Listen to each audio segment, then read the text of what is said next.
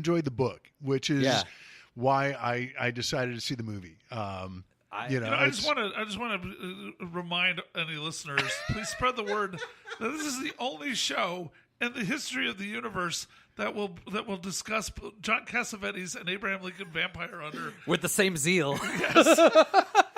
Well, let me ask you a question as long as I'm busting in and get us off topic just a little bit here. I don't think it's off topic. Your thoughts on the upcoming Ready Player One? No, thank you. No, thank you in any way, shape, or form. You know what's happening is we're starting. You know how everybody. Looks like fun. You know how everybody uses the word like superhero fatigue, like that's starting to become part of the dialogue that people are having. Like Zoe uses it every now and then. She says, "Yeah, we're getting a nostalgia fatigue. We're over it." Oh yeah, and so there is that. What do?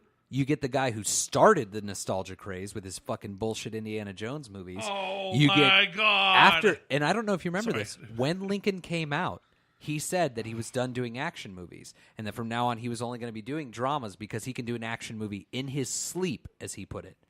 But then suddenly now he's doing the biggest nostalgia blowout, whatever. Like, it's all divisive. It's to keep us pacified, because if they keep us looking in the past, we're not concerned about the future, and they can just keep selling us stuff the same way that they used to, so they don't have to work. It's all about making it easier on us. See, and so that's why I don't buy this phony bullshit that like, oh yeah, we love Moonlight. That was the best picture of the year. By the same industry that will put out Ready Player One, they want to keep us pacified and they want to keep us divided. Moonlight, you talked about how it wasn't relatable to people, and that's why it didn't hit. You know what I mean? And some people will argue that. I thought it was great. Yeah, right. No, right. But it's divisive, right? Mm-hmm. Hollywood can get behind and sell you on anything that they want to. That's the truth. The truth of it is, you can be convinced of anything by them. You really can. Brokeback Mountain was a hit. And some people might say, well, that was a hit, and this wasn't because, it was two well-known stars and blah, blah, blah. But it was much more, it dealt much more with homosexuality than Moonlight does. Yep. Moonlight, you could actually argue, save for like the middle 20 minutes, was more about alienation than it was about his actual sexual orientation. Wait, the James Caan, Mandy Patinkin epic? Yeah, what else? Alienation? Well, I'm not. Just wanted to make sure. I do love that film. It is a great movie. That was another one where I saw District 9, also nominated for Best Picture, when I went, you can't just directly steal from something without at least acknowledging its existence. So, actually, this is a little off topic, but the movie that I made with Carl 2 years ago, Lowtown, Alienation was one of my reference films to my cinematographer, where he's like, how do you want this to look? I was like, have you ever seen Alienation? Wow. And, yeah, he wasn't a fan. Really? Yeah, I know. I was raised on Alienation. James Caan, to me growing up, it wasn't The Godfather. It was, he was Sykes. Really? You know what I mean? Yeah. I love it. And I couldn't stand the show, actually. My dad liked the show, too. I thought the show was fun. Yeah, my dad liked it, too. But I just who produced the show. I didn't like the guy who played Sykes. I just didn't. He wasn't as good. Dude, he was in like everything though. I know. He was like that great 80s like action B-lister. Who was it? What's his fucking name? I don't remember. I met him actually. I met him at this actress. I had auditioned her when I first moved out here to be in something, and I gave her the part, and then she was doing a comedy show, and I went to her comedy show, and that guy was there at the comedy show. He was like a friend of her uncle's or something. Small town. Yeah, tell me about it. Especially in NoHo. But back to but here's the thing. Yeah, they can sell you on whatever they want to sell you. Hollywood didn't want to get behind Moonlight. They didn't want people to want to see Moonlight. If they did, we would have.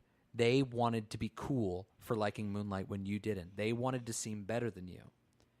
And then they shove Ready Player One down your fucking throat, and they get their ace in the hole, Steven Spielberg, to do it. Look, Spielberg is a very talented man. Yeah, very talented, and I love Close Encounters of the Third Kind. Yeah, and I love The Color Purple. I really do. When I was in third grade, The Color Purple was my favorite movie. Wow, that and Fiddler on the Roof. Those were like my two favorite movies. You're a weird 8-year-old. 9. Well, and that makes all the difference. I should have said 8.5. That would have been a better joke.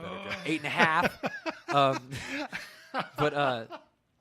For what it's worth, my parents and my aunt and uncle took my sister and my cousins and I to see The Jerk when I was 7 years old. And for anyone who knows me, I think that explains a lot. Yeah, it does indeed. Which do you prefer, The Jerk or A Man with Two Brains? I gotta say The Jerk. Yeah, that makes sense. It's just it's got more of a nostalgic feel to it for me because of the meaning of being like my first R-rated movie, but also just as I knew who Steve Martin was from my parents had the albums and SNL, but yeah, to see that like in a theater as a 7-year-old, it was one of those just moments where it's like, wait, there's a whole world out there like this. So is it nostalgia or is it discovery? Is it the discovery? Well, I think it's both. It's and also just the nostalgia of discovery. Sure. Well, I prefer Man with Two Brains, but I think they're equal in quality. It's just I think it's more like either the time and place you saw it or your preference. You know what I mean? Like, but anyways, back to Spielberg. Spielberg himself has actually said that if he made Close Encounters of the Third Kind today, it would be totally different, and he wouldn't get on the ship at the end. Spoilers, but like, fuck you, because that is what makes that film. What would he have him do? Not get on the ship and stay with his family. Oh, idiot! Not you, him. And The Color Purple, that was his first like we don't like this movie. That was the first movie that came out that people weren't crazy about, and he never tried to do something like that again. He never tried to do something. Challenging? Yeah, honestly. That's not challenging. It's not challenging to say Nazis are bad and Jews were persecuted. That's not a challenge. Okay. Although, the longer this Trump presidency goes on, the more it is becoming a bold statement. Well, but even still, so like, but he doesn't. What about AI? That movie sucked, and that wasn't even his original idea. Yeah, he's made plenty of bad movies, but you know what? That doesn't. I don't think making as my best friend Jeremy always says, from the creator of Always. I hate it always. Oh my god! I mean, he's made good movies. He's made bad movies. He's made indifferent movies. I mean, but my issue with Spielberg is that he is a capitalist, consumerist propagandist. Like that's what he is. Even in the movies he produces, Back to the Future. When I saw that for the first time as an adult, I was blown away by the propaganda in that film. The Reaganomics, the idea that physical violence leads to material wealth, which leads to happiness. Like that whole idea blew me away, and that they dared to punch. That's not the one. That's not it. Because check this out. He punches him, right? So you could say, oh, he stood up for himself, right? Yeah. Okay, I'm buying it for a second. And then she's attracted to him because he stood up for himself. It's the first time she literally goes, when he punches Biff, right? Saves her from hang on. Then they go inside. The guy wants to dance with her. What does he do? He shoves the guy to the ground, right? Then when they come into the future, I'm still borderlining for the sake of not being an asshole on believing that, okay, you're saying stand up for yourself, right? But then when they come back to the future, the family is happier because they have jobs and they have boyfriends and they have money. And how and how does George treat Biff? George is now the bully. Biff is the sniveling little whatever. George is now the bully. And that's supposed to be a good ending? No, thank you. Right, and I'll take it even further. There's one more thing. I'll take it even further. The joke of Chuck Berry stealing Johnny Be Good. At first, it's kind of funny, the idea that like he plays this before it's popular. Sure. But then the fact that they have Marvin Berry call Chuck from the side of the stage, hold up the phone, say, listen to this. They're literally saying in this universe that a black man stole rock and roll from a white man. Right? And wow. I know that sounds crazy. No. But that actually makes the most sense of well, it's out of your theories on this movie. It's there in the movie. And is it a bad movie? Not at all. It's fine. I don't like it. It's fine. Okay, but what the reason I was holding the hand out to like sorry. So with all of these indictments of Spielberg, mm-hmm. have you read the book Ready Player One? No. It sounds to me like you should see it because for all of these shortcomings as you see them, are exactly what makes him the guy to make this movie. I don't think that's going to be a bad movie. I'm sick and tired of seeing the machine. I get it. Like, but I'm just saying, like, everything that you're saying is as a diss on Spielberg is exactly what makes him the perfect person to make this movie, in my opinion. Well, maybe we'll see what happens. I just find it funny that Hollywood is now on this. You know, whenever like somebody calls out a white person for being racist, right? They're like, "You're racist," and the white guy goes, "Oh, I'm not. I have plenty of black friends." That's exactly what Hollywood's doing right now. Oh, Are you kidding me? They're like, we're not racist. Did you see Get Out and Black Panther? We let that happen. Yeah, exactly. When you didn't want it, you didn't want this. We made it happen. No, you sons of bitches. You know, like and I got to say, because I understand what you're saying. I agree with the heart of your argument, but the fact of the matter is, it's show business. Sure. And you can have a million people tell you Starbucks coffee tastes burnt, McDonald's is crap. Those are two businesses that aren't really going away. Right. I don't want the business to go away at all. But so that's what I'm saying is from a critical standpoint, I think you raised some very valid points. But the fact of the matter is, the only color that Hollywood really cares about at the end of the day is green. Here's the thing. Here's my whole philosophy on how the industry works. Truthfully, like this is my whole philosophy on it, Carl, is that this town, this city, what it produces has so much influence all over the world, right? And what built this city, it wasn't artists, actually. That's the trick of it. Like, they'll have you believe, film is an art. Yes, it is, but that's not who built this. You know who built this town? The Romantics.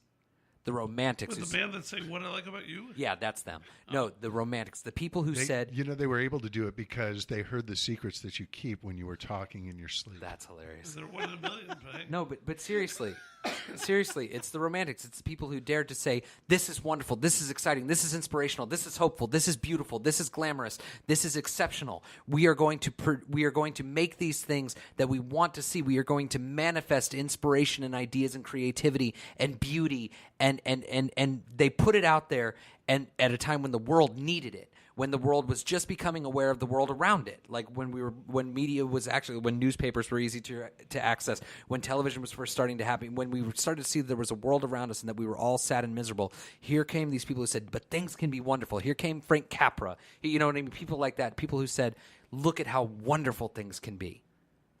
And then there's it was the Romantics who built this town, and it's the Romantics who are going to save it, not the artists. Believe it or not. I don't think that the artists are going to save this world. I think that artistry goes into it, but I think it's the people who still believe. I think it's people who, right now everybody's so shocked, like, "Oh, Johnny Depp beat his wife. Oh, Harvey Weinstein raped these women. Oh, Quentin Tarantino caused this car accident, blah, blah, blah." All these people are shocked to find out that these people that they've idolized, that they've iconized are human, right? These people have inspired us. These people became what you made them because they were Romantics. Because Harvey Weinstein aside. Because they dared to say, "Look how things can be," and right now we've got an industry that's being run by people who are saying, "Look how great we are." J.J. Abrams is the king of that. J.J. Abrams is the king of like, "Look how great Hollywood is." You know what I mean? Like in what way? Huh? Well, everything that he produces is like, yes, movies are wonderful. That's it. Look at how inspirational we are. It's not made by people who say things need to be better. It's the difference between... Well, I'd rather not be preached at. Always like, there's a difference between being preached at and being given like feeding what you already feel. I was actually just having this conversation. This is about music a little bit here. Radiohead versus Eels, right? Not speaking to the quality of either of those bands, Radiohead or Eels. I have my opinions. But Radiohead is a band that is designed to mirror how you feel. They say, yes, things are miserable. Like they say, yes, things are painful. But Eels... they're the kind of band that says, things are painful, keep going. You know what I mean? That's the difference. They inspire. They don't say that everything will be better if you just do this. They don't say that, no, they don't pass judgment. They literally say, it's the difference between a song that says, "I'm a creep, I'm a weirdo, what the hell am I doing here?" versus a song that says, "Do you know what it's like to fall on the floor, cry your guts out until you got no more? Hey, man, now you're really living." You know what I mean? There's such a difference. And that difference, it's not a matter of artistry. It's a matter of romance. And the more we let this industry pat itself on the back, the more that we allow talented propagandists to be the only people that we listen to, the worse off we're going to be, the more divided we're going to be. Moonlight, is a wonderful film. It's better than Brokeback Mountain. It's better than La La Land. And I'm not even talking about which one I like more necessarily. I'm literally talking about quality of film. Okay. And Hollywood doesn't want to promote it because it's not easy. Oh, we don't know how to sell this, so we won't do it. We don't want to have to. Yeah, but one of the things that